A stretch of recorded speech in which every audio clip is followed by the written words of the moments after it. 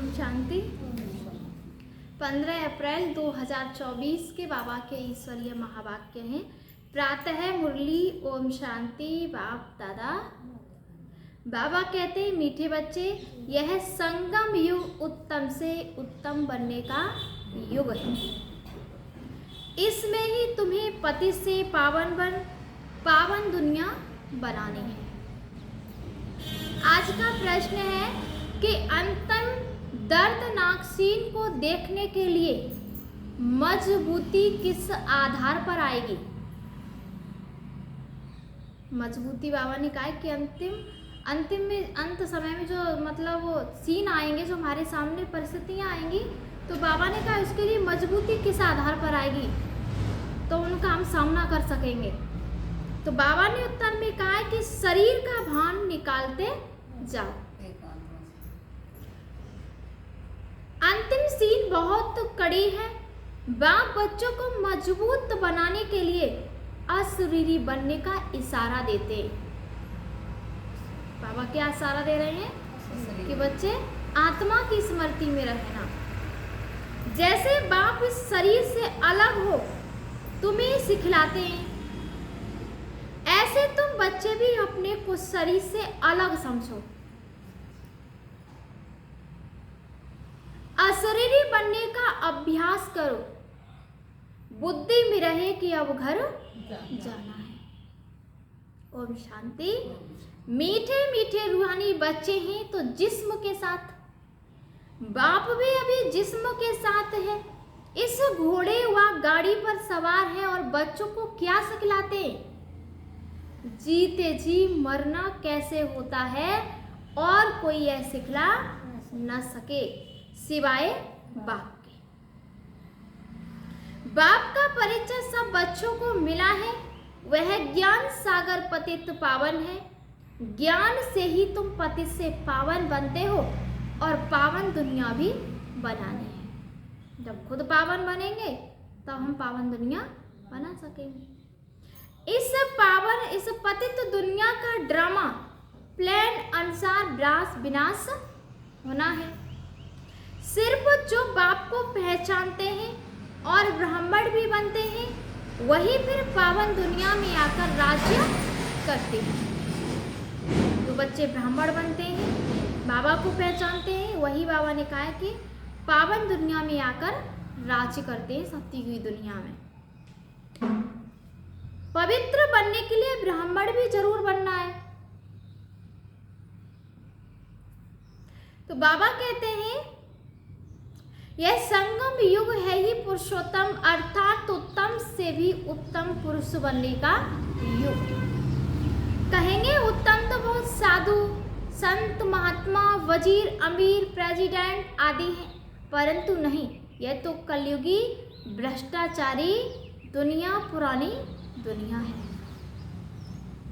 पतित दुनिया में पावन एक भी नहीं। वो कहाँ होंगे पावन? सत्य की दुनिया में होंगे। अभी तुम संगम युगी बनते हो। वो लोग पतित पावनी पानी को समझते हैं। तो गंगा में स्नान करने के लिए जाते कि उससे हम पावन बन जाएंगे, हमारी आत्मा पावन बन जाएगी। लेकिन बाबा क्या कहता है कि गंगा में स्नान करने से शरीर तो हमारा धुल जाएगा, लेकिन आत्मा थोड़ी धुल जाएगी। आत्मा तो ज्ञान और योग से ही धुलेगी। तो बाबा कहते हैं कि सिर्फ गंगा नहीं, जो भी नदियां हैं, जहां भी पानी देखते हैं, समझते हैं पानी पावन करने वाला है। यह बुद्धि में बैठा हुआ है। कोई कहाँ जाते हैं, मतलब पानी में स्नान करने जाते हैं, परंतु पानी से तो कोई पावन हो न सके। अगर सभी पावन हो जाते तो धरती पर अत्याचार नहीं फैलता, पापाचार नहीं फैलता, दुराचार नहीं फैलता। तो इसलिए बाबा ने कहा है कि पानी से कोई भी पावन पवित्र नहीं बन सकता। हाँ, अगर पानी में स्नान करने से पावन हो जाते तो फिर इस समय सारी सृष्टि पावन होती, और जब पावन होती तो अत्याचार नहीं बढ़ता। इतने सब पावन दुनिया में होने चाहिए। यह तो पुरानी रस्म चली आती है गंगा में स्नान करने की। सागर में भी सारा किचड़ा आदि जाकर पड़ता है, फिर वह पावन कैसे बनाएंगे? पावन तो बनना है आत्मा को। इसके लिए तो परम पिता चाहिए जो आत्माओं को पावन बनाए। तो तुमको समझाना है कि पावन होते ही सतयुग में है, पतित होते हैं कलयुग में। बाबा ने क्या कहा, उनको जाकर के क्या समझाना है कि पावन कहाँ होते हैं? सतयुग में होते हैं और पतित कलयुग में होते हैं। अभी तुम संगम युग पर हो, पतित से पावन होने के लिए पुरुषार्थ कर रहे हैं।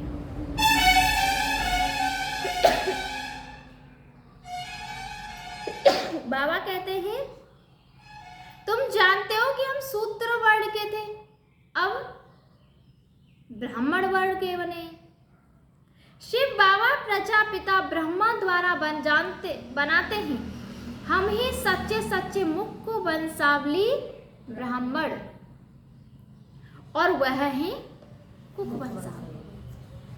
मुख वंशावली बच्चे हैं क्योंकि हमने ब्रह्मा बाबा के मुख से क्या सुना? ज्ञान सुना, तो हमारा नया जन्म हुआ, इसलिए हम कौन है? ब्रह्मा मुख वंशावली और दुनिया वाले कुक वंशावली। तो बाबा ने कहा है कि प्रजापिता तो प्रजा सारी हो गई, प्रजा का पिता है ब्रह्मा, वो तो ग्रेट ग्रेट ग्रैंड फादर हो गया, जरूर वह था, फिर कहाँ गया? पुनर्जन्म तो लेते हैं ना, यह तो बच्चों को बताया है, ब्रह्मा भी पुनर्जन्म लेते हैं। ब्रह्मा और सरस्वती माँ और बाप, वही फिर महाराजा महारानी श्री लक्ष्मी और नारायण बनते हैं। जिसको विष्णु कहा जाता है, वही फिर 84 जन्मों के बाद आकर ब्रह्मा और सरस्वती बनते हैं। यह राज तो समझाया है, कहते भी हैं कि जगत अम्मा तो सारे जगत की माँ हो गई। लौकिक माँ तो हर एक ही अपने अपने घर में बैठी है, परंतु जगत अम्मा को कोई जानते ही नहीं। ऐसे ही अंधश्रद्धा से कह देते हैं, जानते कोई को भी नहीं।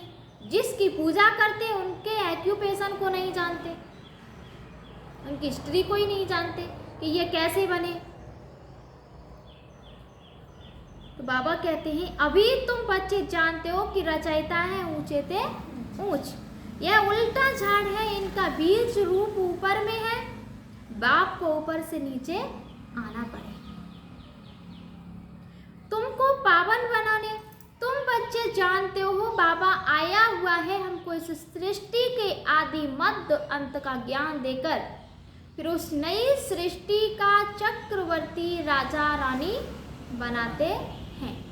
इस चक्र के राज को दुनिया में तुम्हारे सिवाय और कोई नहीं जानते।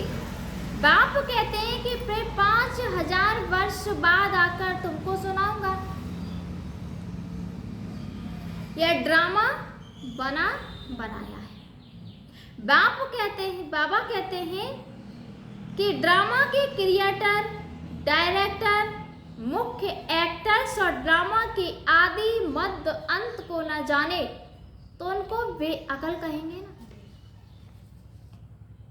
बाप कहते हैं कि 5000 वर्ष पहले भी हमने तुमको समझाया था, तुमको अपना परिचय दिया था, जैसे अब दे रहे हैं।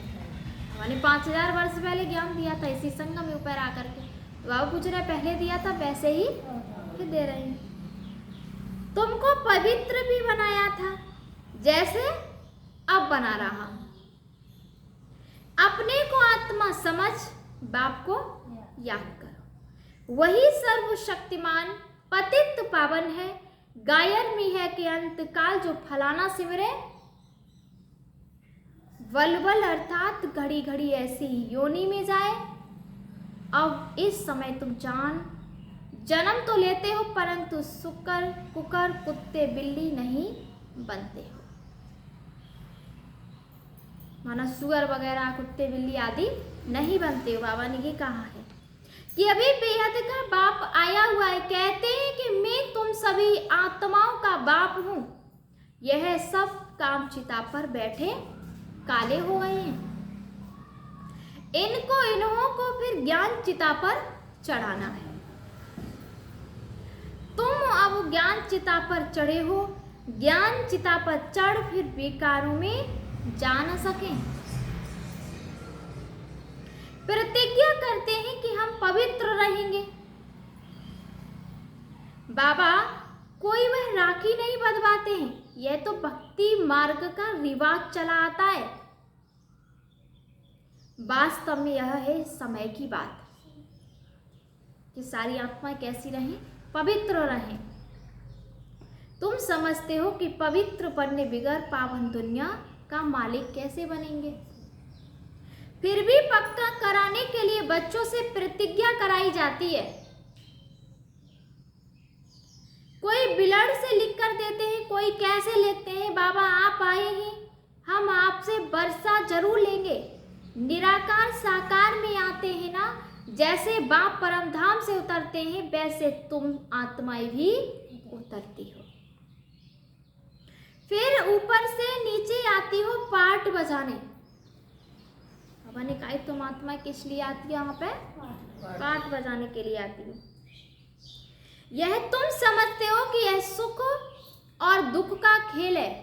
आधा कल्प सुख है और आधा कल्प दुख है। सुख हमें सत्य व त्रेता में है और दुख द्वापर और कलयुग में और संगम युग में तो बाबा आ ही जाते हैं। बाप समझाते हैं कि 3-4 से भी तुम जास्ती सुख भोगते हो। आधा कल्प के बाद भी तुम धनवान थे, कितने बड़े मंदिर आदि बनवाते हैं। दुख तो पीछे होता है। बाबा ने कहा कि दुख तो पीछे होता है जब बिल्कुल तमो प्रधान भक्ति बन जाती है। बाप ने समझाया है कि तुम पहले अव्यभिचारी भक्त थे, सिर्फ एक की भक्ति करते थे। अब व्यभिचारी अनेकों की भक्ति कर रहे हैं। आज हम जो बाप तुमको देवता बनाते हैं, सुख धाम में ले जाते हैं, उनकी ही तुम पूजा करते थे। फिर बाद में व्यभिचारी भक्ति शुरू होती है, अनेकों की शुरू हो जाती है। तो बाबा ने कहा है पहले एक की पूजा कर देवताओं की पूजा करते थे। अभी तो 5 भूतों के बने हुए शरीरों की पूजा करते हैं। चैतन्य की भी तो जड़ की भी पूजा करते हैं। 5 तत्वों के बने हुए शरीर को देवताओं से भी ऊंच समझते हैं। देवताओं को तो सिर्फ ब्राह्मण हाथ लगाते हैं, तुम्हारे तो ढेर के ढेर गुरु लोग हैं। यह बाप बैठ बताते हैं। यह दादा भी कहते हैं कि हमने भी सब कुछ किया। भिन्न भिन्न हठयोग आदि, कान नाक मोड़ना आदि सब कुछ किया ब्रह्मा बाबा ने। आखिरी सब कुछ छोड़ देना पड़ा। आखिरी बाबा को सब कुछ छोड़ना ही पड़ा। वह धंधा करे या यह धंधा करे, पिन की सुस्ती आती रहती थी, तंग हो जाता था। प्राणायाम आदि सीखने में बड़ी तकलीफ होती है। आधा कल्प भक्ति मार्ग में थे, अभी मालूम पड़ता है। बाप बिल्कुल एक्यूरेट बताते हैं। वह कहते हैं कि भक्ति परंपरा से चली आती है। अब सत्युग में भक्ति कहाँ से आई? ये कह देते हैं कि परंपरा से चली आती है, तो सत्युग में फिर भक्ति कहाँ से आई? मनुष्य बिल्कुल समझते नहीं, मूढ़ बुद्धि है ना। सत्युग में तो ऐसे नहीं कहेंगे। बाप कहते हैं कि मैं हर 5000 वर्ष बाद आता हूँ, शरीर भी उनका लेता हूँ जो अपने जन्मों को नहीं जानते। यही नंबर 1 जो सुंदर था वही अब श्याम बन गया है। आत्मा भिन्न भिन्न शरीर धारण करती है, तो बाप कहते हैं कि जिनमें मैं प्रवेश करता हूँ उसमें अभी बैठा हूँ। क्या सिखलाने? जीते जी मरना। बाबा यही तो सिखला रहा है कि जीते जी मरना। इस दुनिया से तो मरना है ना, लेकिन बाबा ने कहा कि अभी तुमको पवित्र होकर रहना है। और बाबा ने कहा है कि अभी तुमको पवित्र होकर मरना है, मेरा पाठ ही पावन बनाने का है। तुम भारतवासी बुलाते ही हो, हे पतित पावन आकर हमको पावन बनाओ। और कोई ऐसे नहीं कहते, हे लिबरेटर दुख की दुनिया से छुड़ाने के लिए आओ। सब मुक्ति धाम में जाने के लिए ही मेहनत करते हैं, तुम बच्चे फिर पुरुषार्थ करते हो सुख धाम में जाने के लिए। हम किस लिए पुरुषार्थ कर रहे हैं? सुख धाम में जाने के लिए, कि किसी भी प्रकार का हमें दुख ना मिले। फिर अपवित्र बने, बाबा कहते हैं सुखधाम में जाने के लिए हम पुरुषार्थ कर रहे हैं, वह है प्रवृत्ति मार्ग वालों के लिए। तुम जानते हो कि हम प्रवृत्ति मार्ग वाले पवित्र थे, फिर अपवित्र बने। प्रवृत्ति मार्ग वालों का काम है, निवृत्ति मार्ग वाले कर न सके। यज्ञ तप दान आदि सब प्रवृत्ति मार्ग वाले करते हैं। तुम अभी फील करते हो कि हम सबको जानते हैं। हम क्या फील करते हैं? कि तुम अभी फील करते हो कि अभी हम सबको जानते हैं। शिव बाबा हम सबको घर बैठे पढ़ा रहे हैं। बेहद का बाप बेहद का सुख देने वाला है, उनसे तुम बहुत समय के बाद मिलते हो। तो बाबा तो फिर प्रेम के आंसू आ जाते हैं। बहुत दिनों के बाद मिलते हैं तो प्रेम के आंसू आते हैं। बाबा कहने से ही रोमांच खड़े हो जाते हैं। ओहो बाबा आया है हम बच्चों की सर्विस में। बाबा हमको इस पढ़ाई से गुलगुल बनाकर ले जाते हैं। इस गंदी छीछी दुनिया से हमको ले जाएंगे अपने साथ। मुक्ति भक्ति मार्ग में तुम्हारी आत्मा कहती थी बाबा आप आएंगे तो हम बारी जाएंगे, हम आपके ही बनेंगे, दूसरा कोई नहीं, नंबरदार तो है ही। सबका अपना अपना पार्ट है। कोई तो बाप को बहुत प्यार करते हैं, जो स्वर्ग का वर्षा देते हैं। सत्युग में रोने का नाम नहीं होता, यहाँ तो कितना रोते। जब स्वर्ग में गया तो फिर रोना क्यों चाहिए और ही बाजा बजाना चाहिए। तो किसी ने शरीर छोड़ दिया तो स्वर्ग में चला गया, तो स्वर्ग में तो किसी भी प्रकार का दुख नहीं होता है, तो फिर रोना नहीं चाहिए। लेकिन फिर भी रोते हैं, तो इसका मतलब वो लौट के नरक में ही आ जाता है। वहां तो बाजा बजाते हैं, खुशी से शरीर छोड़ते हैं। कहाँ? सत्ययुग में। यह रस्म भी शुरू यहाँ से होती है। यहाँ तुम कहेंगे हमको अपने घर जाना है, वहां तो समझते हो पुनर्जन्म लेना है, तो बाप सब बातें समझा देते हैं। ब्रह्मरी का मिसाल भी तुम्हारा है। तुम ब्राह्मणियों विष्टा के कीड़ों को तुम भू करती हो। तुमको तो बाप कहते हैं कि शरीर को भी छोड़ देना है, जीते जी मरना है। बाप कहते हैं अपने को आत्मा समझो, अब हमको वापिस जाना है। अपने को आत्मा समझ, बाप को याद करना है। देह को भूल जाओ, बाप तो बहुत मीठा है।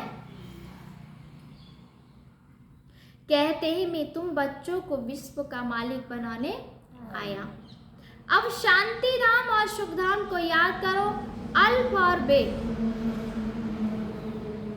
यह है दुख धाम। शांति धाम हम आत्माओं का घर है। हमने पाठ बजाया, अब हमें घर जाना है।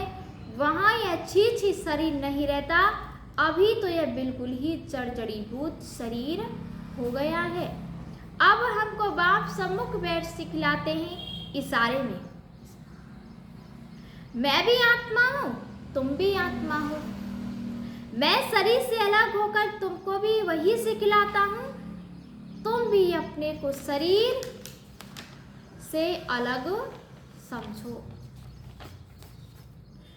अभी घर, बाबा बार बार कहाँ की याद दिला रहा है? घर की, कि अब घर जाना है।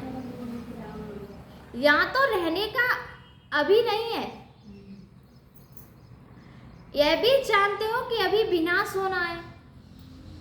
भारत में रक्त की नदियां बहेंगी, फिर भारत में ही दूध की नदियां बहेंगी। यहाँ सब धर्म वाले इकट्ठे, सब आपस में लड़ मरेंगे। यह पिछाड़ी का मौत है। पाकिस्तान में क्या क्या होता था, बड़ी कड़ी सीन थी, कोई देखे तो बेहोश हो जाए।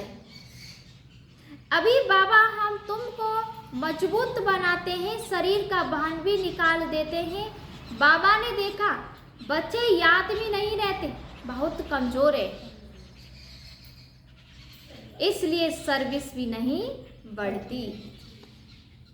घड़ी घड़ी लिखते हैं, बाबा याद भूल जाती है, बुद्धि लगती नहीं है। बाबा कहते हैं योग अक्षर छोड़ दो, योग अक्षर छोड़ दो। विश्व की बादशाही देने वाले बाप को तुम भूल जाते हो। आगे भक्ति में बुद्धि कहीं कहीं और तरफ चली जाती थी तो अपने को चुटकी काटते थे। बाबा कहते तुम आत्मा अविनाशी हो, सिर्फ तुम पावन और पतित बनती हो। हमारा विनाश नहीं होता, सिर्फ पतित और पावन बनती हो। बाकी आत्मा कोई छोटी बड़ी नहीं होती, चाहे बड़ा हो चाहे छोटा हो, सबकी आत्मा एक जैसी होती है। अच्छा, मीठे मीठे सिकिलधे बच्चों प्रति माता पिता बाप दादा का याद प्यार और गुड मॉर्निंग। रूहानी बाप की रूहानी बच्चों को नमस्ते। हम सभी रूहानी बच्चों की रूहानी माता पिता बाप दादा को याद प्यार गुड मॉर्निंग, नमस्ते नमस्ते नमस्ते। शुक्रिया बाबा। धारणा के लिए मुख्य सार है, पहला पॉइंट है कि अपने आप से बातें करो। ओहो बाबा आया है तुम्हारी सर्विस में। अपने आप से बातें क्या करो कि हमारे लिए बाबा आया है सर्विस में। वह हमें घर बैठे पढ़ा रहे हैं, कहीं जाने की जरूरत नहीं है। भगवान हमें स्वयं ही घर आकर के पढ़ा रहे हैं। बेहद का बाबा बेहद का सुख देने वाला है, उनसे हम अभी मिले हैं। ऐसे प्यार से बाबा कहो और खुशी में प्रेम के आंसू आ जाए, रोमांच खड़े हो जाए। दूसरा है कि अब वापस घर जाना है, इसलिए सबसे ममत्व निकाल जीते जी मरना है। इस देह को भी भूलना है, इससे अलग होने का अभ्यास करना है। जब अभी से अभ्यास करेंगे तभी तो अंत समय में ये अभ्यास हमारे काम आएगा। क्योंकि अगर शरीर में रहेंगे तो फिर शरीर की दुनिया में चले जाएंगे, और बाबा को याद करेंगे तो फिर परम धाम में चले जाएंगे बाबा के पास। तो बाबा ने कहा इससे अलग होने का क्या करना है, अभ्यास करना है। आज का वरदान है कि बीती हुई बातों व वृत्तियों को समाप्त कर संपूर्ण सफलता प्राप्त करने वाली स्वच्छ आत्मा भव। बीती हुई बातों व वृत्तियों को समाप्त कर संपूर्ण सफलता प्राप्त करने वाली स्वच्छ आत्मा भव। बाबा ने कहा है कि सेवा में स्वच्छ बुद्धि, स्वच्छ वृत्ति माना सोच, और स्वच्छ कर्म सफलता का सहज आधार है। हर चीज में क्या होनी चाहिए, स्वच्छता होनी चाहिए, तो सफलता का सहज आधार है। कोई भी सेवा का कार्य जब आरंभ करते हो तो पहले चेक करो कि बुद्धि में किसी आत्मा की बीती हुई बातों को स्मृति में तो नहीं, कोई स्मृति में तो नहीं है, याद में तो नहीं है किसी की बीती हुई बातें। उसी वृत्ति माना सोच दृष्टि से उनको देखना, उसी सोच से उसी दृष्टि से फिर उनको देखना, उनसे बोलना, इससे संपूर्ण सफलता नहीं हो सकती। इसलिए बीती हुई बातों को व वृत्तियों को समाप्त कर स्वच्छ आत्मा बनो, तभी संपूर्ण सफलता प्राप्त होगी। आज का स्लोगन है, जो स्वयं परिवर्तन करता है विजय माला उसी के गले में। जो स्वयं का क्या करता है, परिवर्तन करता है, उसी के गले में क्या पड़ती है, विजय की माला। अच्छा, ओम शांति।